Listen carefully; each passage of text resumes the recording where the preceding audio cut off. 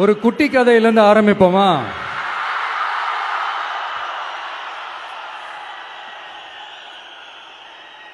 ஒரு பெரிய ஊர், ஒரு 4 ரோடு ஜாயிண்ட் ஆகிற மாதிரி ஒரு ஜங்ஷன், ஒரு பிஸியான ஏரியா, ஆள் நடமாட்டம் அதிகமாக இருக்கக்கூடிய ஒரு ஏரியா. அங்கே சென்டரில் ஒரு முரட்டு ஜல்லிக்கட்டு காலை ஒன்று நின்றுட்டு இருக்கு. காலில் மண்ணை வீசிக்கிட்டு சீறிக்கிட்டு அப்படியே நின்றுட்டு இருக்குது. யாருமே பக்கத்தில் போக முடியல. அந்த இடம் ஒரு கேஷுவலாக மாறணும் அப்படின்னா அந்த காளையை அடக்கி அமைதி ஆக்கினா தான் மறுபடியும் ஒரு பேக் டு நார்மல் சுச்சுவேஷனுக்கு அந்த இடம் மாறும். நாங்க பார்க்காத மாடா, நாங்க போய் அடக்குறோம்னு சொல்லிட்டு உள்ள போறாங்க.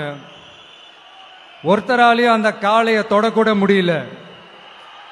எல்லாரையும் அடிச்சு வீசி தூக்கி போட்டுருச்சு. இப்ப என்னடா பண்றது அப்படின்னு பார்க்கும்போது அந்த கூட்டத்தை விலக்கிட்டு ஒரு சின்ன பையன் ஒரு என்ட்ரி ஒன்று கொடுக்கிறான். உங்களுக்கு தான் தெரியும்ல, டேய் எங்களாலே முடியல,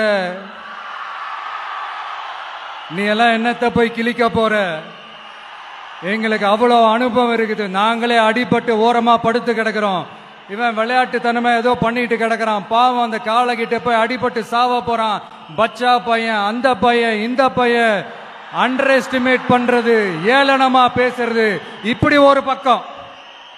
இன்னொரு பக்கம் பரிதாபப்பட்டு ஐயோ பாவமே இப்படி தனியா போய் மாட்டிக்கிட்டானே அந்த காலை கிட்ட, என்ன பண்ண போறானோ அப்படின்ட்டு ஒரு பக்கம் பரிதாபப்பட்டு பேசுறாங்க.